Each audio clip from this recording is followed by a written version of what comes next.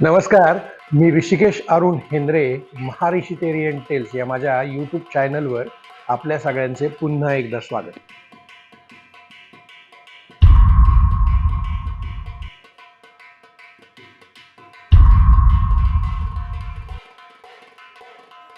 इसवी सन 1668च्या सप्टेंबरमधील शिवाजी महाराजांचा पोर्तुगीजांचा प्रदेश एकदम जिंकून घेण्याचा बेत जरी फसला तरी सुद्धा या स्वारीच्या वेळी महाराजांनी श्री सप्तकोटेश्वराच्या मंदिराचा जीर्णोद्धार केला आणि कदंब राजघराण्याचे हे कुलदैवत आणि गोव्यातील महत्त्वाचे असे एक देवालय पुन्हा एकदा उभे राहिले. पोर्तुगीजांच्या ताब्यात असलेल्या गोव्याच्या प्रदेशाच्या सीमेवर असलेल्या गड किल्ल्यांची व्यवस्था चोख केली. तिथे शिबंदी दारुगोळ्या भरून गडकोट अगदी सज्ज केले आणि पोर्तुगीजांच्या प्रदेशाची पक्की नाकेबंदी महाराजांनी केली. हे सगळे चालू असतानाच मोगल आदिलशहा आणि कुतुबशहा यांच्याबरोबरची युद्धही थांबली असल्याने या काळात महाराजांना स्वराज्याच्या राजकारभाराची घडी बसवणे, आपला लोकसंग्रह वाढवणे म्हणजेच आपली सैनिक शक्ती वाढवून आपला मुलूक निर्धोक करणे याकडे लक्ष देण्यासाठी उसंत मिळाली. या कामासाठी जिजाऊ साहेबांच्या सह मोरोपंत पेशवे, अनाजी दत्तोस, प्रतापराव गुजर यांच्यासारखे सर्व पदाधिकारी त्यांच्या सोबत स्वराज्याच्या कामावर अहोरात्र झटत होते. गुंजन मावळाचा विठोजी हैबतराव शिळीमकर देशमुख, कानद खोऱ्याचा बाजी झुंजारराव मरळ देशमुख, पिराजीराव राजे घाटगे सर्जेराव, तसेच मागे पाहिल्याप्रमाणे लखम सावंत आदी देसाई असे लोक महाराजांनी आपलेसे करून त्यांना स्वराज्याच्या कामी लावले. त्यामुळे स्वराज्याला अंतर्गत धोका कमी होणार होता आणि बाह्य शत्रूवर लक्ष केंद्रित करता येणार होते. याच काळात महाराजांनी जिजाऊ आईसाहेबांच्या आणि आपल्या कारभाऱ्यांच्या मदतीने स्वराज्य मजबूत करण्यासाठी प्रशासन अगदी सुसंघटित आणि कार्यक्षम केले. केंद्रीय आणि शिस्तबद्ध प्रशासनाची पुनर्रचना करण्यात आली. शिवाजी महाराजांनी राजकारभार अधिक केंद्रशासित केला आणि सर्व निर्णयावर स्वतः देखरेख ठेवली. विविध स्तरांवरच्या अधिकाऱ्यांची जबाबदारी स्पष्टपणे निश्चित करण्यात आली. अष्टप्रधान मंडळांची मजबूती करण्यात आली. राज्यकारभार सुरळीत करण्यासाठी अष्टप्रधान मंडळ अधिक मजबूत करण्यात आले. प्रत्येक मंत्र्याकडे वेगवेगळ्या विभागाची, जसे की पेशवा, अमात्य, सचिव, सेनापती इत्यादी मंत्र्यांना त्यांच्या खातेनिहाय कामाचे विभाजन करून जबाबदारी निश्चित करण्यात आली. महाराजांच्या गैरहजेरीतही ही मंडळी निर्णय घेऊ शकणार होती आणि स्वराज्याच्या कारभारामध्ये महाराजांच्या अनुपस्थितीत सुद्धा खंड पडणार नव्हता. महसूल म्हणजेच रेव्हेन्यू आकारात सुद्धा सुधारणा करण्यात आली. जमिनीची मोजणी आणि उत्पन्नावर आधारित कर पद्धती सुरू झाली. शेतकऱ्यांवर अन्याय होऊ नये म्हणून निश्चित कर दर ठरवला गेला. कर रोख किंवा धान्याच्या स्वरूपात घेण्याची सोय झाली, म्हणजेच कॅश किंवा काइंड. बऱ्याच वेळा शेतकऱ्यांना रोख कर भरण्यासाठी त्रास होई आणि त्याच्यासाठी त्यांना त्यांचे धान्य कमी दरात सुद्धा विकावे लागे. धान्य स्वरूपात मिळालेल्या धान्याची साठवणूक आणि अधिक फायदेशीर विक्री या कार्यासाठी उपाययोजना केल्या गेल्या. दुष्काळात शेतकऱ्यांना मदत आणि कर्ज देण्याची व्यवस्था केली. याचबरोबर लष्करी आणि किल्ले प्रशासनामध्येही सुधारणा करण्यात आली. किल्ल्यांच्या व्यवस्थापन अगदी शिस्तबद्ध केले गेले. नवीन अधिकारी नेमले गेले. नियमित पगार पद्धती व सैनिकांची शिस्त यावर भर दिला गेला. सर्व सैनिकांना पगार हा सरकारातून देण्यासाठी सुरुवात झाली. प्रत्येक महिन्याच्या प्रतिपदेला पगार होत असे. या सगळ्याबरोबरच न्याय आणि शासन व्यवस्थाही सुधारण्यात आली. स्वतंत्र न्याय व्यवस्था निर्माण करून न्याय व्यवस्था मजबूत केली गेली. प्रशासनात न्याय, शिस्त आणि प्रजा कल्याण याच्यावर भर दिला गेला. स्थानिक प्रशासनामध्ये सुद्धा सुधारणा करून त्यांना जास्त बळकटी देण्यात आली. गावे आणि प्रांत या पातळीवर अधिकाऱ्यांची शृंखलाच उभी करण्यात आली. प्रत्येक पातळीवर जबाबदारी निश्चित आणि नियंत्रण ठेवले गेले. या सगळ्यावरून आपल्याला असे दिसून येते की महाराजांनी प्रशासन व्यवस्था अगदी सुसंघटित केली. प्रजेला त्रास न होता महसूल वसुलीची पद्धत सुधारली. अष्टप्रधान मंडळाला मजबूत केले. प्रजा कल्याण आणि न्याय याच्यावर भर दिला गेला. या सगळ्यामुळे स्वराज्याचे प्रशासनाची व्यवस्था इतकी मजबूत झाली की पुढे वर्षानुवर्ष ती अनुकूल आणि प्रतिकूल परिस्थितीमध्ये कार्यक्षम राहिली. एकीकडे स्वराज्यात हे सगळे चालू असताना सर्वत्र तशी शांतता होती. कुठेही मोठी लढाई झाली नाही आणि त्यामुळे सगळ्यांना महाराजांचा प्रभाव या काळामध्ये कमी झाला आहे असे वाटू लागले. महाराजांनीही या काळात कुणाचेही लक्ष वेधून न घेता शांतपणे आपल्या कामावर लक्ष केंद्रित केले. म्हणजेच आपण म्हणतो ना की Maharaj has kept himself low profile. यामुळेच इंग्रज आपल्या 9 मार्च 1669 रोजी कारवारवरून सुरतला पाठवलेल्या पत्रात म्हणतात की या पुढे इतक्या उशिरा बाहेर पडण्याची शिवाजीची पद्धत नसल्यामुळे या वर्षी आता त्याची भीती संपलेली दिसून येते.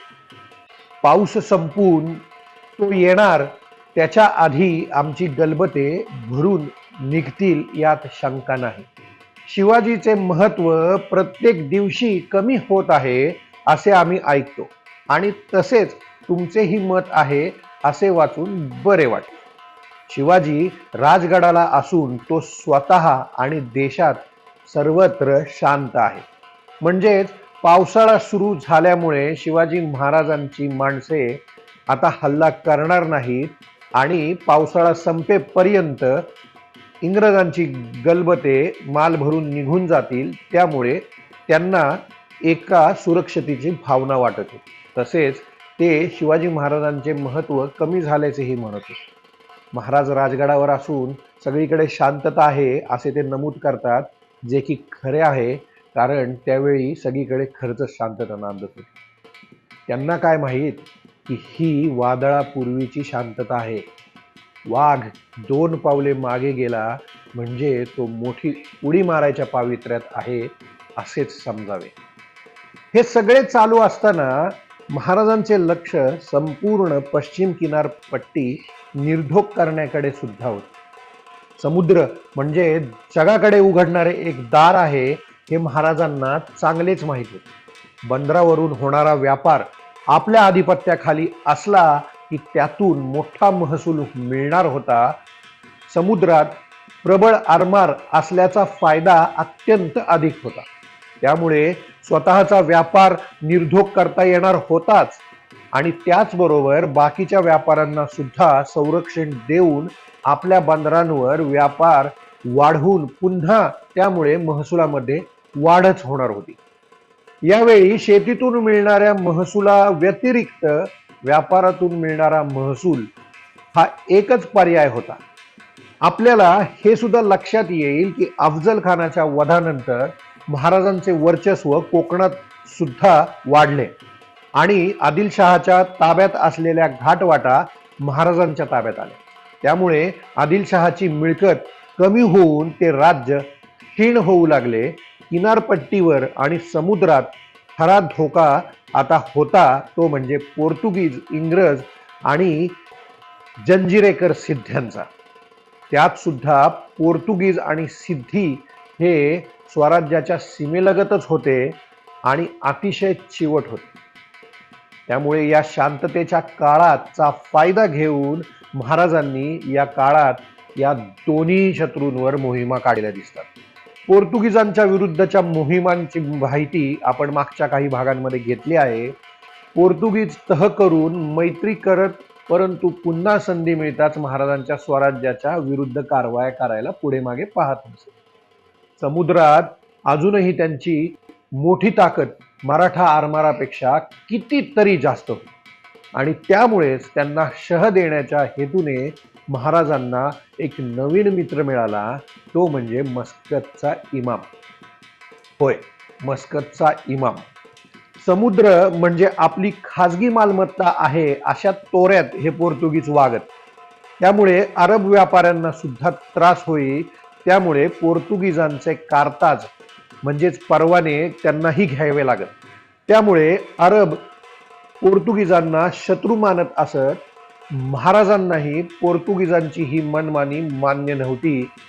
त्यांनी मस्कतच्या इमामाशी संपर्क साधून त्याच्या मदतीने पोर्तुगीजांचा बंदोबस्त करण्याचा प्रयत्न केलेला दिसतो. याच वेळी त्यांनी मोगलांना सुद्धा पोर्तुगीजांच्या विरुद्ध उठाव करण्यास प्रवृत्त करण्याचा प्रयत्न केलेला दिसतो, पण त्याला मोगलांनी फारसे महत्त्व दिलेले दिसत नाही. आणि याच काळात महाराजांनी पोर्तुगीजांबरोबरच सिद्ध्यांचा सुद्धा बंदोबस्त करण्याचा प्रयत्न केलेला आपल्याला दिसून येतो. मिर्झा राजांनी सिद्ध्यांना आपल्या बाजूला वळवले होते. निजामशाहीतील तळ कोकण महाराजांना देण्याचे औरंगजेबाने मान्य केले होते. त्यामुळे महाराज आता दंडाराजपुरीचा जंजिऱ्याचा किल्ला आपल्या ताब्यात द्यावा म्हणून औरंगजेबाच्या मागे लागले होते. पण औरंगजेब ते ऐकून न ऐकल्यासारखे करत होते. आणि आता मिर्झा राजांच्या मृत्यूनंतर सिद्धी पुन्हा आदिलशहाच्या चाकरीत गेले. परंतु तिकडेही आदिलशहाने ऑक्टोबर 1668 मध्ये महाराजांशी तह करून पश्चिम किनारपट्टीची सुभेदारी महाराजांना दिली. त्यामुळे आता सिद्धी पुरता घाबरला होता. त्याला माहिती होते की पोर्तुगीजांच्या नंतर आपलाच नंबर लागणार आहे. आणि झालेही तसेच. महाराजांनी सिद्ध्यांच्या प्रदेशात आपले सैन्य घुसवले.